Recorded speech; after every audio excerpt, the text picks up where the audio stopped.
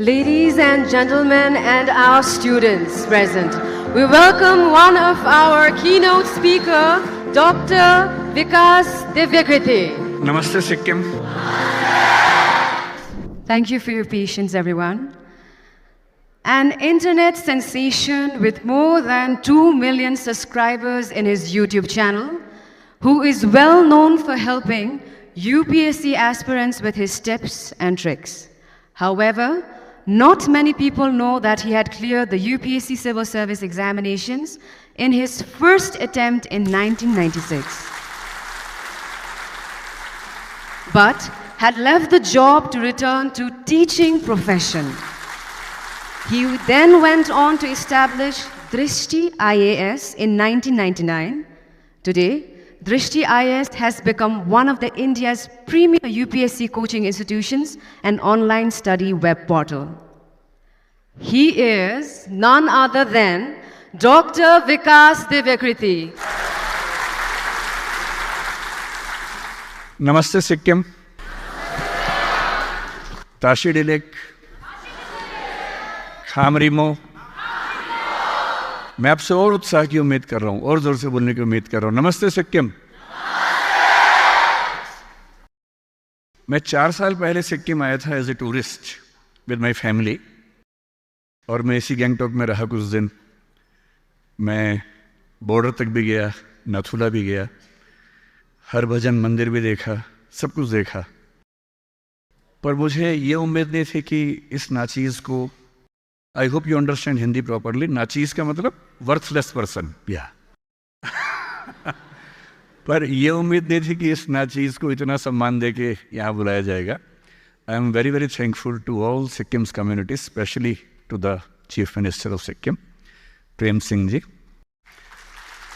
और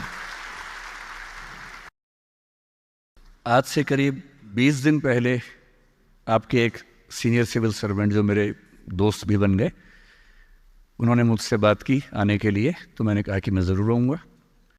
उसके बाद एक दो ऐसी दुविधाएं आई, दुविधा मीन्स डायलेमा, एक दो ऐसे डायलेमा आए कि थोड़ा सा मुश्किल लगने लगा। तो मैंने उनसे कहा कि थोड़ा सा मेरा मामला फंस गया, मुझे बॉम्बे जाना है एक ज़रूरी काम से।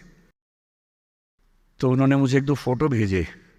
वो फ़ोटो थे कि सड़क पर बोर्ड लगा हुआ है जिसमें मेरी फ़ोटो लगा रखी है उन्होंने, और बोले कि सर वहाँ बच्चे इतना इंतज़ार कर रहे हैं आपका। तो मैंने कहा ऐसा है तो फिर अब कुछ भी हो तो मैं आऊँगा ही आऊँगा। फिर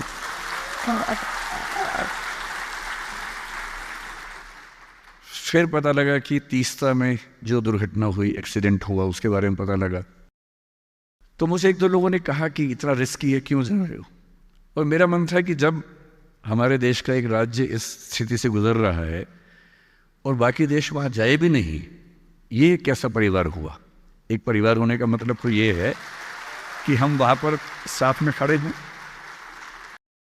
तो मैं अपनी आज की बात शुरू इसी बात से करूँगा कि जो हमारे सैनिक, जो हमारे अधिकारी, जो हमारे नागरिक इस आपदा में, इस डिज़ास्टर में जिनकी ज़िंदगी चली गई, जिनके परिवार के लोग चले गए, सबसे पहले उन सबको विनम्र श्रद्धांजलि और उनके सम्मान के साथ ही हम आज की बातचीत को शुरू करेंगे। तो मुझे अभ्यास है, प्रैक्टिस है बहुत लंबी स्पीच देने की। So I am a habitual speaker and I can speak for 4, 5, 6, 8, 10 hours without any break. So that is my profession actually. पर आप लोग छोटे बच्चे हैं और मुझे बताया गया कि मतलब बच्चों पर टॉर्चर नहीं करना है, तो मैं कोई टॉर्चर करने के मूड में नहीं हूँ एकदम। So just to understand what exactly do you expect from me? तो मैंने कहा कि मैं पहले बच्चों से कुछ सवाल पूछूंगा, मतलब मैं नहीं पूछूंगा, बच्चों को कहूंगा कि वो मुझसे सवाल पूछें, जस्ट टू मेक श्योर कि आप किस तरह की डिस्कशन मुझसे चाहते हैं, so that I can speak on the topics you want. जो मुझे थोड़ा थोड़ा आइडिया है सिक्किम की यूथ के बारे में, एक तो ये है कि सिक्किम की यूथ को सरकारी नौकरी की बहुत इच्छा होती है और शायद इसीलिए मुझे बुलाया भी गया होगा कि मैं सिविल सर्विसेज के लिए पढ़ाता हूँ। पर मैं तो सरकारी नौकरी छोड़ के ये काम कर रहा हूँ, इसलिए हो सकता है कि मैं बहुत सूट ना करूँ, मेरा अपना एग्जाम्पल बहुत सूट ना करे। दूसरा, मैं सिक्किम को लेकर कुछ बातों से बहुत खुश रहता हूँ। मतलब मेरे जो फेवरेट कुछ स्टेट्स भारत के हैं उनमें एक सिक्किम भी है, और उसके कुछ खास रीजंस मेरे पास है। मैं किसी स्टेट या किसी शहर या किसी देश का इवेल्युएशन या मूल्यांकन, अगर मेरी हिंदी मुश्किल हो आप बोल दीजिएगा, मैं और इजी कर दूंगा उसको, है ना। अगर किसी देश या किसी समाज को इवेल्युएट करना हो तो मेरे हिसाब से दो कसौटियां सबसे बड़ी हैं। उसका जीडीपी कितना है वो बड़ी कसौटी नहीं है, वो कितना कमाता है, कितने पैसे उसके पास हैं। ठीक है, किसी समाज के पास ज़्यादा पैसे हैं, किसी के पास कम पैसे हैं, वो ठीक है। मेरी राय में, क्योंकि मैं सोशियोलॉजी का स्टूडेंट रहा हूँ, मैं कई विषयों का स्टूडेंट रहा हूँ, मुझे बड़ा मज़ा आता है अलग अलग विषय पढ़ने में, पर सोशियोलॉजी ने मुझे एक बात सिखाई कि किसी सोसाइटी में फीमेल्स का पार्टिसिपेशन कितना है ये बताता है कि वो सोसाइटी कितनी सिविलाइज्ड है। दूसरा, कोई सोसाइटी अपने बीच में जो माइनॉरिटीज़ हैं, जो अलग अलग कम्युनिटीज़ हैं, उन सब के साथ कैसे ट्रीटमेंट करती है ये बताता है कि वो समाज, वो सोसाइटी कितनी सिविलाइज्ड है। These are two fundamental parameters on which I value और weigh any society wherever I go. मैं घुमक्कड़ आदमी हूँ, दुनिया भर घूमता रहता हूँ, कई देश घूमा हूँ, कई राज्य घूमा हूँ, but this is how I try to जज ए सोसाइटी। और जब मैंने पढ़ा सिक्किम के बारे में पिछले कुछ दिनों में, तो मुझे पता लगा कि सिक्किम देश का वो राज्य है, सारे राज्यों में, सारे यूटीज में मिला के, जहाँ विमेन की वर्क पार्टिसिपेशन देश में सबसे ज़्यादा है, नंबर 1 पे है। और अगर विमेन नौकरी कर पा रही हैं, घर से बाहर निकल के काम कर पा रही हैं, इसमें अंडरस्टूड है कि वो प्लेस अपने आप में सेफ भी है। अगर वो सेफ नहीं होगा तो वो घर से बाहर कैसे निकलेगा? कोई घर से बाहर निकले, नौकरी करे, क्योंकि नौकरी करने के मामले में मैं जिस बेल्ट से हूँ, मेरा जन्म दिल्ली में हुआ, मेरी परवरिश हरियाणा में हुई, अब मैं दिल्ली में रहता हूँ। उस बेल्ट में विमेन पार्टिसिपेशन उतना नहीं है। उसकी एक वजह शायद ये भी है कि सिक्योरिटी के इश्यूज थोड़े ज़्यादा रहते हैं। जब सिक्योरिटी के इश्यूज नहीं होंगे तो लोग बाहर भी निकलेंगे, काम भी करेंगे। और एक सोसाइटी जिसमें वर्क एनवायरनमेंट में विमेन को सबसे बेहतर स्थितियां मिलती हों, तो जब मैं देखता हूं तो मुझे फक्र होता है, गर्व होता है, प्राइड होता है कि उस राज्य में मैं आकर आप सबसे बात कर रहा हूं। तो पहली बात तो ये खुश रहने की, और हमें पता होना चाहिए कि हमें किन बातों पर खुश रहना है। हम सबके जीवन में ऐसी बहुत सारी बातें हैं जिन पे हमें खुश होना चाहिए, पर पता नहीं होता हम लोगों को। So whenever someone asks you why are you a proud Sikkimese, you must tell that we belong to a state where women are highest in the participation of workforce, and we are proud for that. We have pride for that. तो बताना ही चाहिए। So, when the resident commissioner of Sikkim Bhavan in Delhi, Mr. Ashwini Chand, talked to me, और मुझे कहा कि आप आएंगे तो अच्छा रहेगा, तो जो उनकी पंच लाइन थी, जिस लाइन के बाद मुझे लगा कि जाना ही होगा, वो थी कि सीएम साहब भी टीचर रहे हैं। और मुझे लगा वाह, ये तो हम तो सेम प्रोफेशन के लोग हैं, सेम बैकग्राउंड के लोग हैं, फिर तो एक स्पेशल रीज़न बनता है कि वहाँ पर मैं जाऊँ। तो सेकंड पैरामीटर जो मैं आपसे कह रहा था, मुझे यहाँ की डेमोग्राफी के बारे में आइडिया है, ठीक ठाक आइडिया है। यहाँ जो नेपालीज सिक्किमीज कम्युनिटी है, यहाँ जो लेप्चाज हैं, जो भूटियाज हैं, या मैं कहूँ कि दो कम्युनिटीज़ बुद्धिज़्म से जुड़ती हैं, और बुद्धिज़्म भी वज्रयान बुद्धिज़्म, जो अपने आप में बहुत इंटरेस्टिंग फिनोमेना है। मैं फ़िलोसफी और लिटरेचर पढ़ता रहा हूँ, तो उसमें वज्रयान बुद्धिज़्म को हम खूब उसमें पढ़ते भी हैं, समझते भी हैं। मेरे लिए बहुत इंटरेस्टिंग फिनोमेना है कि एक समाज जिसमें 3 कम्युनिटीज़ मेजरली और बहुत सारी कम्युनिटीज़ बहुत कम पार्टिसिपेशन के साथ रहती हूँ, और मैं हिस्ट्री ढूंढ के थक गया, मुझे आज तक ऐसा नज़र नहीं आया कि यहाँ कभी कम्युनल क्लैशेस या टेंशन्स होती। इतनी शांति के साथ इतनी कम्युनिटीज साथ में रहें, इसका मतलब है कि जिसको हम कंपोजिट कल्चर कहते हैं, वो यहाँ पढ़ाई की बात नहीं है, वो हमारे संस्कारों का हिस्सा है, वो हमारे वैल्यू सिस्टम का हिस्सा है। And ultimately in the world of values, in the world of ethics, हम ये मानते हैं कि कॉस्मोपॉलिटनिज्म सबसे अच्छी वैल्यू है, जिसका मतलब है कि समाज अपने हर व्यक्ति को वो जिस बैकग्राउंड से है, जिस फेथ के साथ है, जिस तरीके से जीता है, उसको उसी रूप में एक्सेप्ट करे, उसके ऊपर अपने आप को हावी ना करे, उस पर दबाव ना डाले, और एक ट्रू, जिसको हम कंपोजिट कल्चर कहेंगे, वैसी कल्चर अगर मैं देख पा रहा हूँ तो हमें सिक्किम में दिखती है।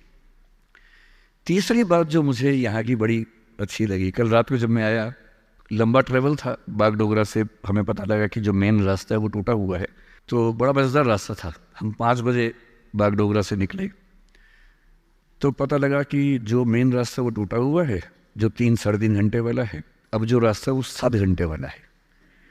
हमने कहा ठीक है, कोई बात नहीं, तो 12 बजे पहुँच जाएंगे। व्यवस्था बड़ी अच्छी थी सिक्किम सरकार की, कोई दुविधा नहीं थी, कोई परेशानी नहीं थी, बहुत सुकून से आ रहे थे।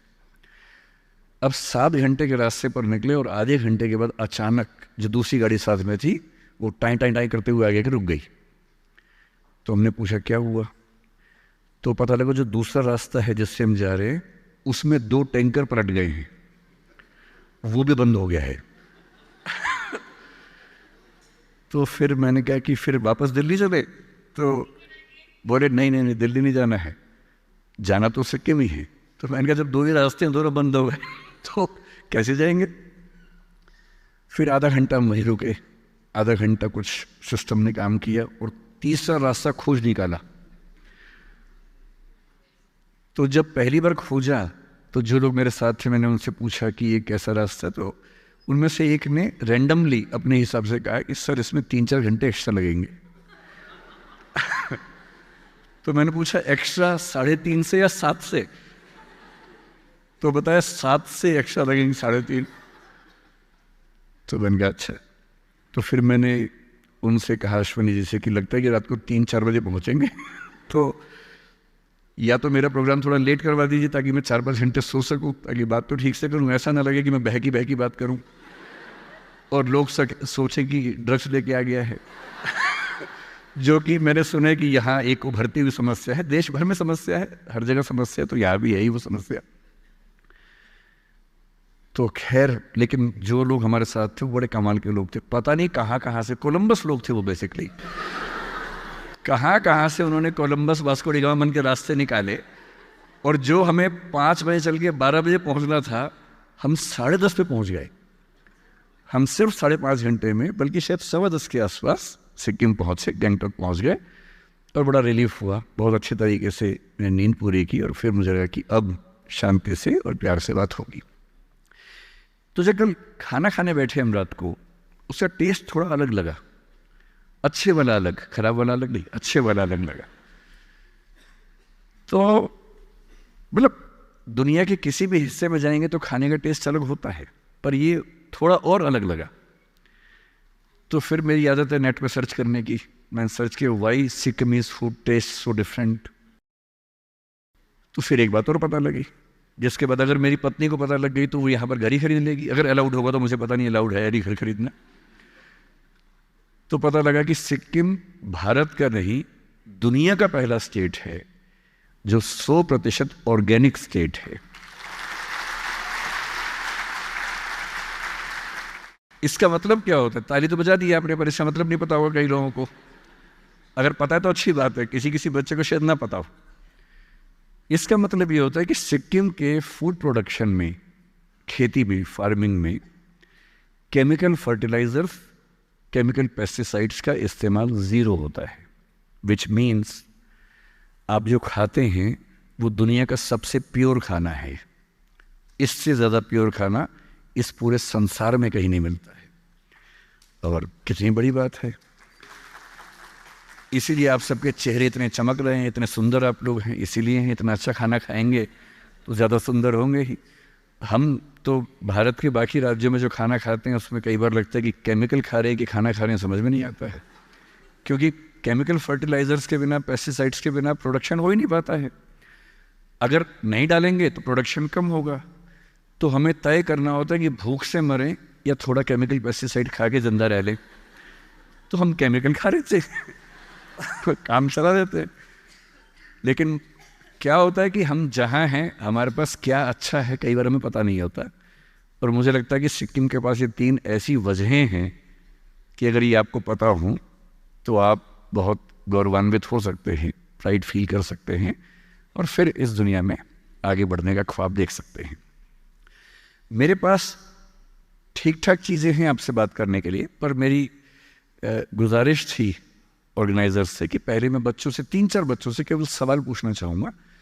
अगर वो मुझे कुछ बता सके कि उनके मन में क्या डाउट्स हैं जो वो चाहते हैं कि मैं उन पर बात करूँ, तो ज़्यादा अच्छा है कि मैं उन पर बात करूँ। और यदि बच्चे नहीं पूछेंगे तो बात तो मैं कर ही लूँगा, बात करना मुझे दिक्कत नहीं है, मैं तो बातों नहीं आदमी हूँ, बात करना मुझे आता है तो बात तो मैं कर ही लूँगा। So I invite any of the student, maybe 3, 4, 5, just ask one question each, whatever you want to ask and you believe I can answer that question, तो मैं फिर उस पर आपसे बात करूँगा। Please. Good morning, sir. What's your name? Sir, Dipen Dahal. Jitendra. Dipen. Okay. Sir, I'm big fan of yours. जब भी पढ़ाई करता हूँ ना सर, लाइक कभी कभी लाइक मूड ऑफ होता है ये ऑफ कोर्स। सो जब भी ऑफ होता हूँ सर, लाइक फॉर एग्जांपल आपके videos like the one you are like जो आप इंटरव्यू लेते हैं लाइक टॉपर्स लोगों का, वो देख के लाइक मूड फ्रेश कर लेता हूँ, है ना sir. So like sir what I want to ask is, कभी भी ऐसा कुछ होता है ना सर, लाइक नर्वस ब्रेकडाउन होता है कभी कभी and feel like I am a burden to my myself sir उस टाइम सर क्या करें कि like feel motivated and all, sir उस मतलब फेज से आगे कैसे बढ़े, मतलब we can't like cut it out, मतलब उससे आगे ही नहीं बढ़ पाते। Understood. So the first question, let me brief it. Question ये है कि कभी कभी पढ़ते हुए थोड़ी एंग्जाइटी होती है, थकान होती है, बोरियत होती है, तो उससे कैसे बाहर निकले और वो एंग्जाइटी डिप्रेशन जैसी ना हो जाए, उस चीज़ से बाहर कैसे निकले। Am I right? This is a question. ठीक है sir, this is one question. Anything else आप पूछ लीजिए 4-5, मैं एक साथ उनको क्लब करके आंसर कर दूंगा। सर एक क्वेश्चन था सर, आप जहाँ भी सेमिनार जाते हैं, जहाँ भी आप ओरिएंटेशन लेते हैं सर, आपका एक प्रसिद्ध श्लोक वाक्य कहते हैं, क्यों डरे जिंदगी में क्या होगा, कुछ नहीं होगा तो तजुर्बा होगा। जी सर ये श्लोक से आपके लिए कितना मायने रखते हैं sir, as well as to our students sir? Okay sir इतना ही क्वेश्चन। तो ये धन्यवाद पूछ सर। रहे हैं कि आप एक पंक्ति अक्सर कहते हैं, क्यों डरें जिंदगी में क्या होगा, कुछ ना होगा तो तजुर्बा होगा। ये बात कितनी सीरियसली आप मानते हैं? मैं तो बहुत सीरियसली मानता हूँ। इसका एक एग्जांपल ये है कि कल मुझे कई लोगों ने कहा कि मत जाओ, पर मैं आया क्योंकि मैं तजुर्बा चाह रहा था कि यहाँ आऊँ, आप सबसे मिलूँ और देखूँ कि क्या तबाही आई, उसमें हिस्सा लूँ, कुछ कर सकूँ तो करूँ। तो तजुर्बे की कीमत सबसे ज़्यादा है, बात करेंगे इस बारे में, अभी बात करते हैं। Sir good afternoon sir, Good मैं afternoon. शुभम मिश्रा सिक्किम यूनिवर्सिटी से। ओके सर मेरा एक ये सवाल है कि जैसे कभी भी कोई डिसीजन मेकिंग में कैसे हम अपने आप को और ग्रोथ कर सकते हैं और कैसा अच्छा डिसीजन ले सकते हैं कोई भी सिचुएशन में, ठीक है। चाहे वो अंडर प्रेशर हो या ओवर प्रेशर हो, समझ decision weak. How to take decision Yes, sir. In your life. ठीक है। Good afternoon, sir, and good afternoon, everyone present out here. Sir, मेरा नाम शशांक गुरुंग है। मेरा क्वेश्चन ये है कि आपसे कि आपका प्रिपरेशन कैसा था जब आपने पहली अटेम्प्ट में ही सिविल सर्विस एग्ज़ाम क्लियर किया था? कि आप मुझे थोड़ा टिप्स बता सकते हैं? ठीक है। So the last question is some tips about civil service exam, right? ठीक है, मुझे एक बेसिक आपका आइडिया हो गया, फ्रेम ऑफ रेफरेंस मिल गया कि आप किस तरह की चीज़ें डिस्कस करना चाह रहे हैं। पर इंटरेस्टिंग बात है कि 5 क्वेश्चन पूछने वालों में 5 मेल थे, जबकि मैं कह रहा था कि यहाँ फीमेल पार्टिसिपेशन सबसे ज़्यादा है। तो ये कैसे हुआ सिक्किम में? ये तो सिक्किम के लिए बड़ी चिंता की बात हो गई। So let us take at least 2 questions from female participants, उनके सवाल शायद थोड़े से अलग हों। Good afternoon sir. Yes, sir मेरा क्वेश्चन ये है, मैं अभी रिसेंटली बीएड कर रही हूँ। सर आपने पहली अटेम्प्ट में यूपीएससी क्लियर कर लिया, फिर वो छोड़ के आपने वही टीचिंग प्रोफेशन चूज़ करने का क्या वो था? बस वही जानना था, क्योंकि सर टीचिंग में ना अभी हम वो फील्ड में आ भी गए हैं ना, तो डर लगता है कि कैसे मैनेज करेंगे, क्लासरूम में क्या करना है, कैसे डील करेंगे स्टूडेंट्स से। तो सर मुझे वही जानना। तो मुझे बड़ा सुकून मिला कि एक बच्चा तो ऐसा है जो किसी और प्रोफेशन की बात कर रहा है, टीचिंग के बारे में। गुड। तो आपका सवाल है कि मैं टीचिंग में क्यों आया वो छोड़ के, और आप टीचर के तौर पे क्या ध्यान रखें अच्छा टीचर बनने के लिए। ठीक है। So first of all, thank you sir for coming to this place. Thank you. I am Smita Rai and I am from B.Ed College. Sir, as I have completed my graduation 5 years ago, sir, now I think that preparing for the UPSC is like being so late, sir. Am I being so late? Like I have completed my 5 years doing graduation also, sir. I am too late for the civil service exam, sir. So that's my question, sir. Thank you, sir. So basically, you want to know something about civil service exams preparation, right? Seeing you today here, seeing you in YouTube and seeing you in person today itself is so much motivating and so much inspiring. Thank you. And my question is, as I have seen one of your videos where you have talked about 3-8 hours rule, I just want to know more about it from your itself. You want to know about?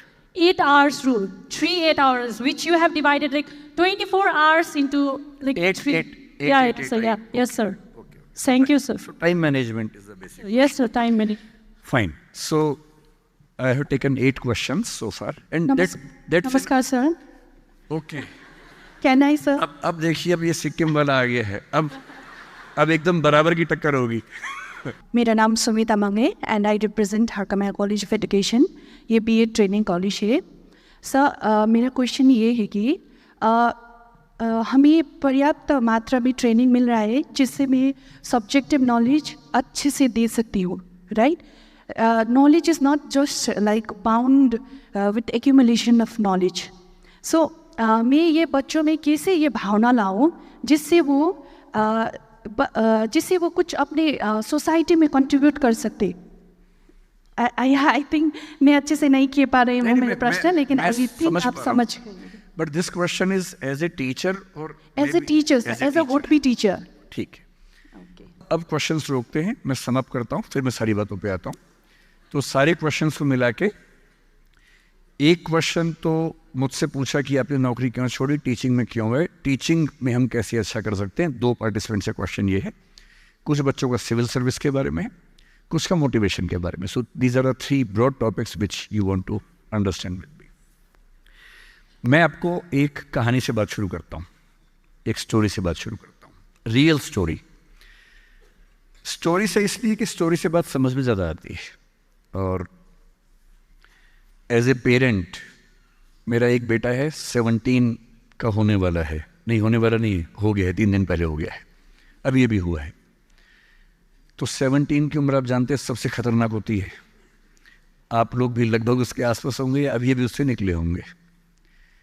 Most difficult age is just 16, 18, 19. इस उम्र में आपके hormones इतना ज़्यादा jump करते हैं कि mood swings बहुत ज़्यादा होते हैं. आपको अपने दोस्तों से बात करके इतना सुकून मिलता है. पेरेंट्स दुश्मन नज़र आते हैं इस उम्र में. पेरेंट्स कोई अच्छी बात भी कहें तो लगता है कि ये क्यों मनहूस लोग हमारे घर में रहते हैं, क्यों ऐसी खराब खराब बात बोलते हैं. They don't understand, they are outdated people, ऐसा मन में भाव आता है. सबको आता है. आपको आ रहा है तो पहली बार नहीं आ रहा है, आज से 30 साल के बाद आपके बच्चों को भी आएगा आपके बारे में. एकदम उतनी ही इंटेंसिटी से आएगा जितना आपको आता है. जितना आपको लगता है कि आपके पेरेंट्स बिल्कुल नहीं समझते, आपके बच्चे आपके बारे में यही सोचेंगे 30 साल बाद. ये एकदम इटर्नल ट्रुथ है जिसको आप रोक नहीं पाएंगे. So this is a normal thing. आप लोगों की एज में जो सबसे बड़ी चिंता मुझे होती है, जैसे मैं अपने बेटे से बात करता हूँ, तो मैं तो एक बहुत ही खराब पेरेंट हूँ. खराब पेरेंट का मतलब मैं कभी कहता ही नहीं कि पढ़ो, कभी कहता ही नहीं कि टॉप करो, मैं कभी नहीं कहता. मैं सिर्फ ये कहता हूँ कि बेटा हर साल एक क्लास पास करते रहो, काफ़ी है. बस इतनी साउंड प्रिपरेशन मत करना कि मैं 8वीं क्लास 2 बार में करूँगा, ऐसा मत करना. एक ही बार में कर लो. और मैं कभी परसेंटेज पूछूंगा नहीं आपसे, मैं पूछता भी नहीं. हालांकि वो बता देता है, लेकिन मुझे उसमें इंटरेस्ट है नहीं. Whatever percentage he gets. And we also have a daughter. I mean, I'm not the biological father. She is a relative's daughter, so she lives with us. हम दोनों बच्चों से बोलते हैं कि हम कभी नहीं पूछेंगे परसेंटेज क्या है, ना हम पूछते हैं, ना हमारा इंटरेस्ट है. हमारा इंटरेस्ट केवल इस बात में है कि वो बेहतर ह्यूमन बींग्स बन जाए. क्योंकि मैंने ज़िंदगी को बहुत अच्छे से देखा है और मैं एक बहुत ही ख़राब स्टूडेंट रहा हूँ स्कूल में. बहुत बदमाश, शरारती, कम पढ़ने वाला. पर दिमाग इतना था कि 10 दिन 20 दिन पढ़ के अच्छे नंबर आ ही जाते थे। तो मेरा दिमाग कहता था कि जो काम 10 दिन का है उसके लिए साल क्यों खराब करूं। तो जब 10 दिन में हो ही जाता है तो 10 दिन खराब करेंगे उसमें।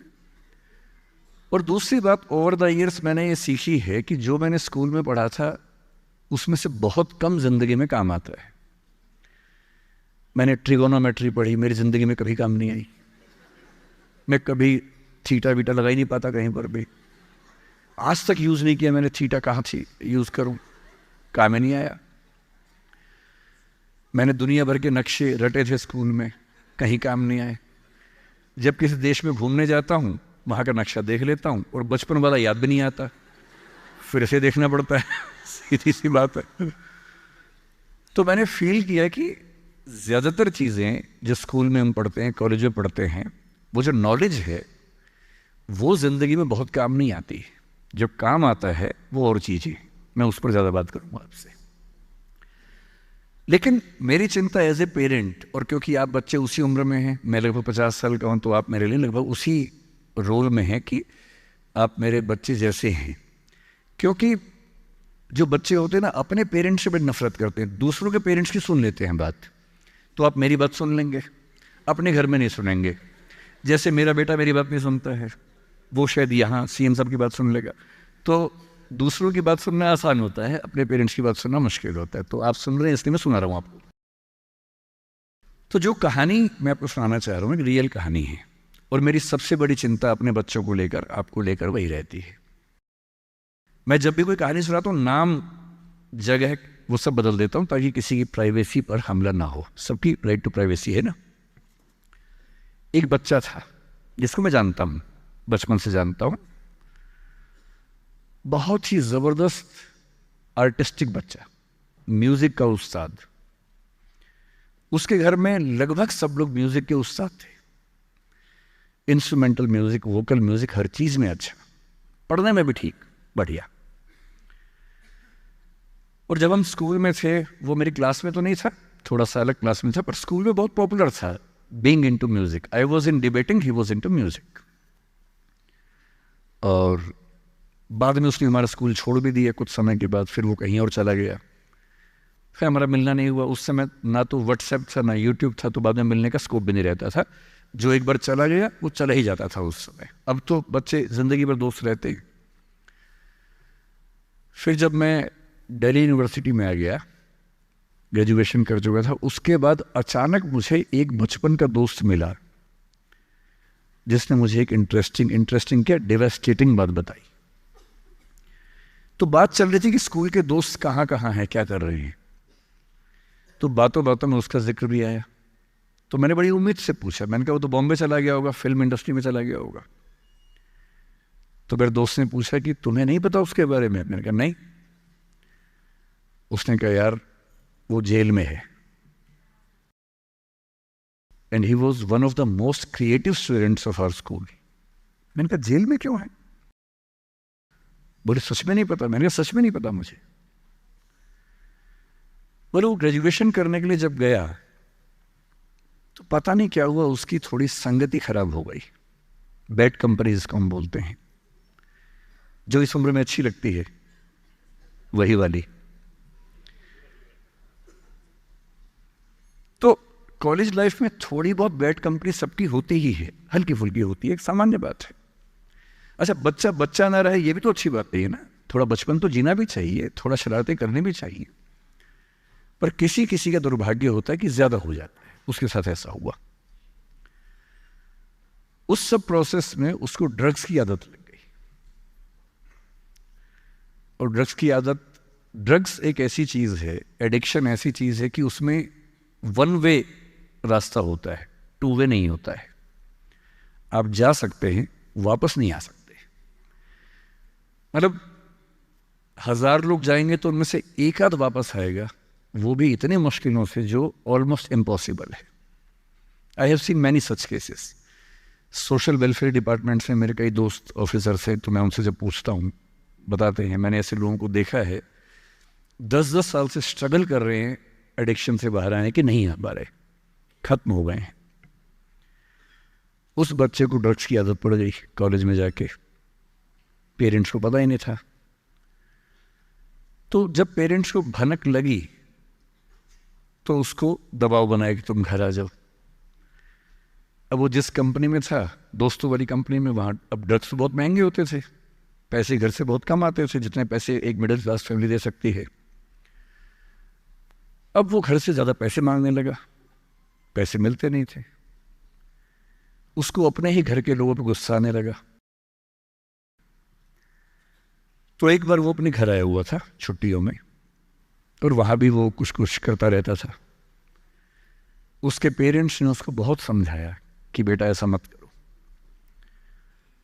और एक दिन इस बात पे झगड़ा बढ़ गया। भाई आप पेरेंट्स की चिंता समझेंगे आज से 30 साल बाद, जब आपके बच्चे इस एज में होंगे ना, आपकी नानी मर जाएगी उस समय। नानी मरना एक मुहावरा है, इसका मतलब बहुत चिंता में रहेंगे उस समय आप। और उस दिन पता नहीं क्या हुआ, एक झगड़ा हुआ, क्योंकि जो एडिक्शन के शिकार हैं उनका दिमाग उनके कंट्रोल में नहीं होता है। यहाँ तक कि जो ड्रिंक करते हैं, ड्रिंक एक लेवल से ज़्यादा कर लें तो दिमाग कंट्रोल से बाहर निकलने लगता है। ड्रग्स में तो ये एलिमेंट बहुत ज़्यादा होता है। और आधी रात को उसने क्या किया, उसने अपनी फैमिली के 5 लोगों का मर्डर कर दिया। मर्डर। उसने खाने में जहर मिलाया, लगभग सब लोग उससे मर गए। एक मेंबर नहीं मरा क्योंकि उसने खाना खाया नहीं उस दिन, तो उसको उसने अलग से मारा। और ये बात है जब उसकी उम्र लगभग 17-18 साल की थी, या 19 के आसपास रहा होगा। उसके बाद वो जेल गया। मुझे उसके बाद से पता ही नहीं कि क्या हुआ, फांसी हुई या उम्र कैद हुई या क्या हुआ, ना तो मुझे पता है, ना मैं इंटरेस्टेड हूँ जानने में। मैं उसका नाम हम सब जानता हूँ, एंड 1-2 क्लास स्कूल में ऐसी थी कि वो हम आसपास थे, जानते थे, पहचानते थे एक दूसरे को।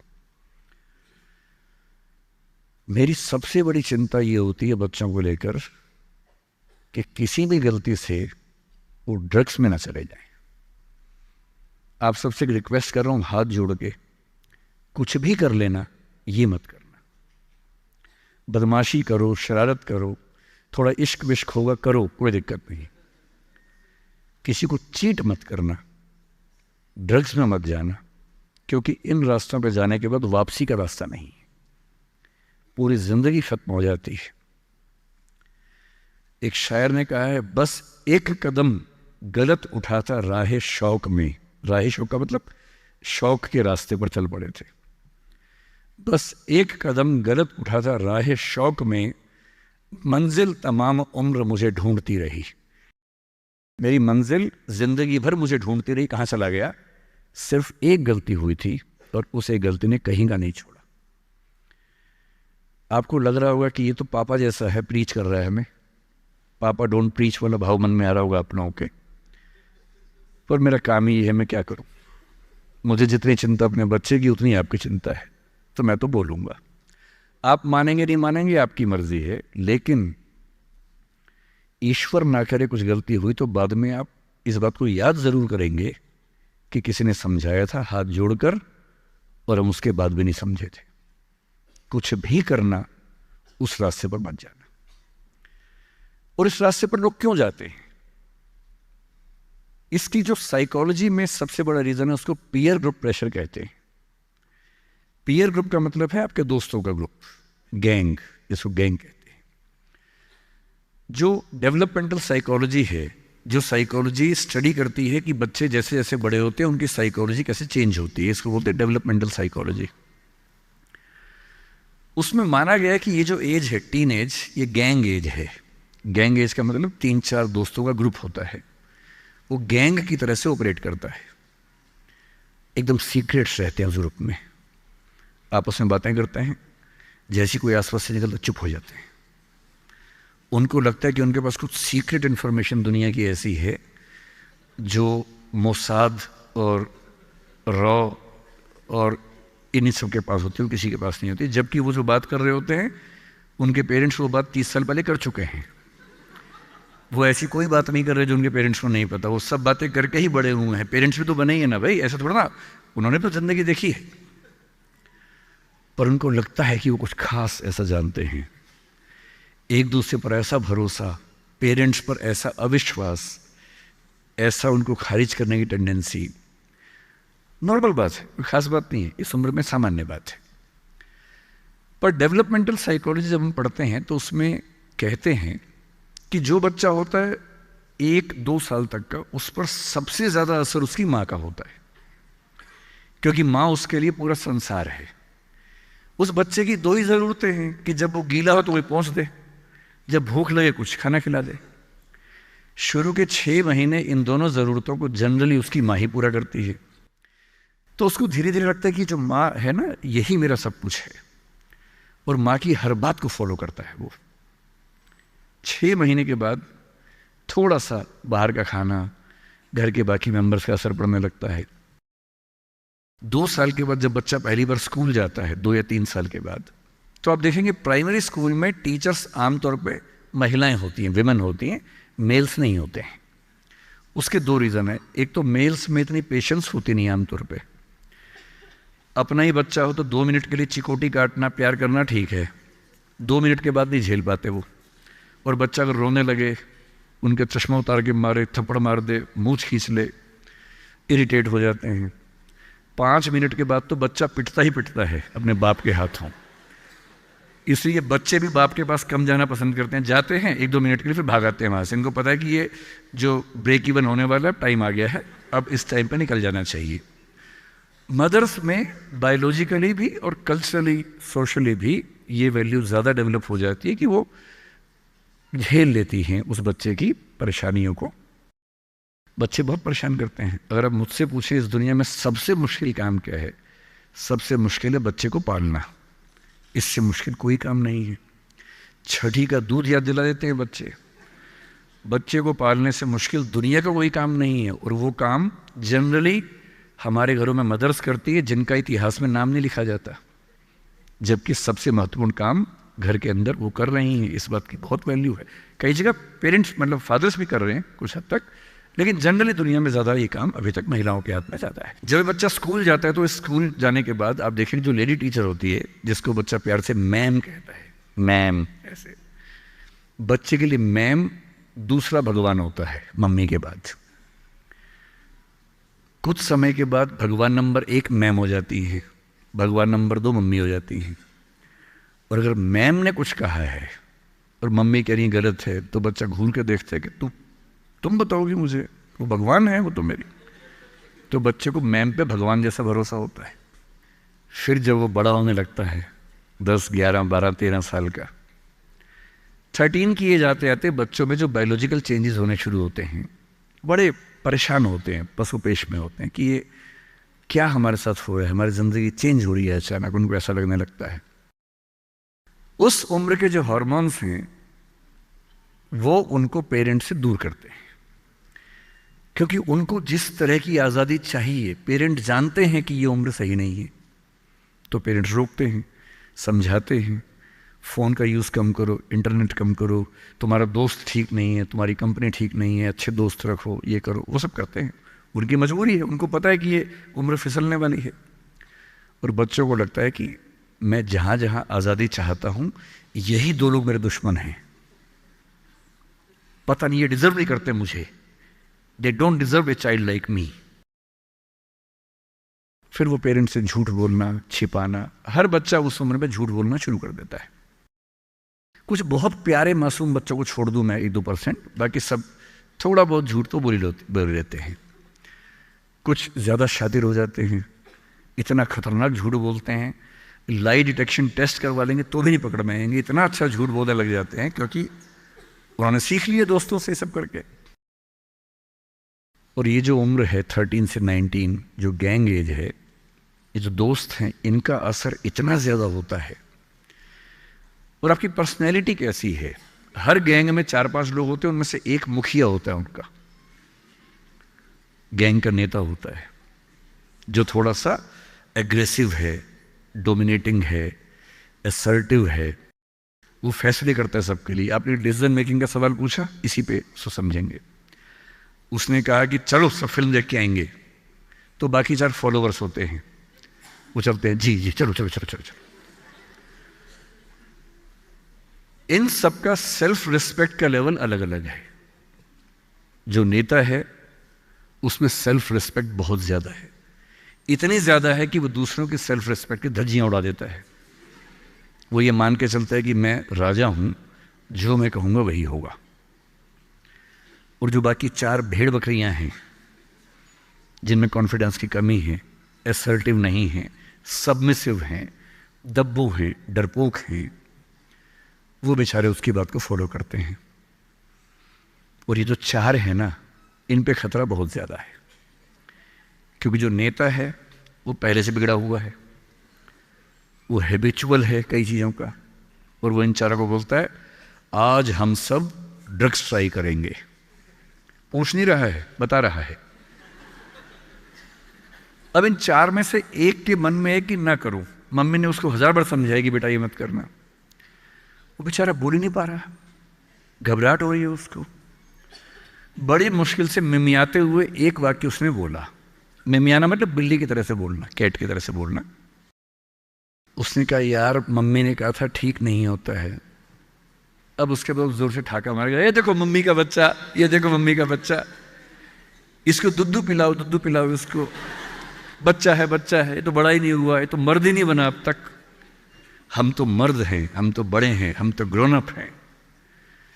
इस बच्चे की सेल्फ एस्टीम, सेल्फ रिस्पेक्ट इतनी कम है कि डर जाएगा, एकदम घबरा जाएगा। 3 लोग बोलेंगे अरे कुछ नहीं होता, अरे कुछ नहीं होता, आजा आजा आजा आजा, अरे कुछ नहीं होता, कर ले ट्राई, हम भी तो कर रहे हैं, कर ले ट्राई। और इसी प्रेशर में ये बच्चा पहली बार ऐसी गलती करेगा। और मैंने पहले ही कहा कि रास्ता एक तरफा है, वापसी का रास्ता नहीं। इस प्रेशर को बोलते हैं पीयर ग्रुप प्रेशर, दोस्तों का प्रेशर। मैं अपने बच्चे को केवल एक बात सिखाता हूं, बाकी पढ़ाई लिखाई तो मुझे पता है ज़िंदगी में जब कोई करना चाहेगा कर ही लेगा। इंटरनेट की दुनिया में, गूगल की दुनिया में, अब क्या मतलब मैं क्या पढ़ा दूंगा आपको, टीचर क्या पढ़ा लेंगे, सब गूगल पे उपलब्ध है, सब ऑनलाइन अवेलेबल है।